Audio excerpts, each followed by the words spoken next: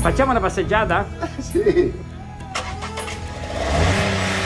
Ha spento nelle scorse settimane 100 candeline il signor Antonio Mazzone.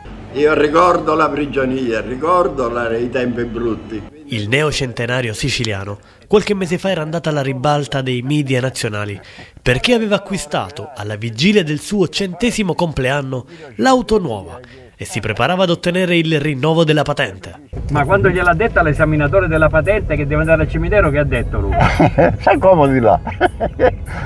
Ma lei ancora vuole guidare? Cioè, sì, certo, gli a fare la spesa, e gli al cimitero, e gli alla chiesa. Sai come di là? Classe 1921 di Capodorlando, con orgoglio aveva confidato al giornalista Franco Perdichizzi che in vita sua non ha mai avuto nessun incidente. Si lancia Donnino, ah! Piano, ehi! Piano, Donnino!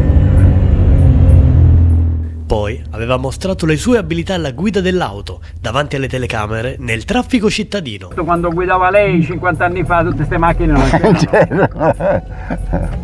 Lo abbiamo incontrato per farci raccontare alcuni momenti della sua vita. Ora però la patente dobbiamo prenderla, dobbiamo rinnovarla noi. Speriamo che la dà veramente, perché sennò mi rovina. Insomma, no, è una bella macchina, devo dire la verità.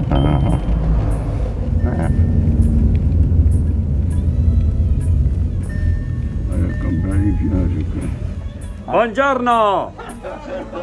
Che te ne sembra del signor Mazzone? È un giovanotto. Ma viene sempre qui? Sì, certo. Solo soletto? Solo, tranquillo e beato. Certo che mentre il fioraio qua vicino al cimitero l'ha azzeccata.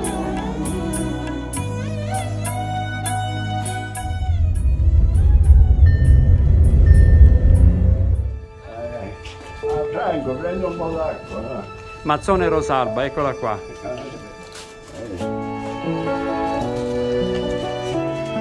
Sua figlia. Mia figlia e mia moglie. E Caterina, eccola qua.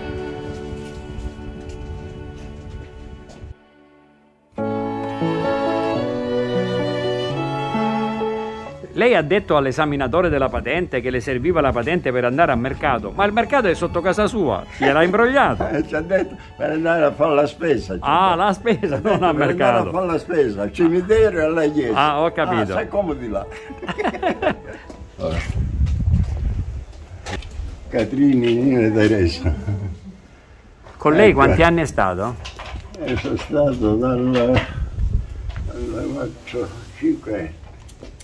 Donnino, Andiamo di là. a 100 anni, quali sono i problemi? Lei la memoria come ce l'ha? La memoria a volte fallisce, non è che sempre sono momenti che sono in perfetto ordine fisico e mentale, ma qualche volta capita che uno dimentica. Ma si ricorda le cose vecchie o le cose... Sì, mi ricordo tante cose, me le ricordo, come mi ricordo. Quindi... A volte sfugge qualche cosa perché non è sempre che uno può ricordare. Ma il segreto qual è? Mangiare poco? Qual è? Mangiare poco, sì, io mangio poco, non mi abbuffo. Ah, e quindi per la festa di 100 anni la torta non l'ha mangiata? E poi Virginia. Ah, Virginia la badante. Ma badante la mette a stecchetto. Mi mette Ma vestito sempre lei così, sempre elegante, sempre con la giacca, sempre? Sì, sempre così. Niente maglione? No, non lo sento il maglione, sto bene così.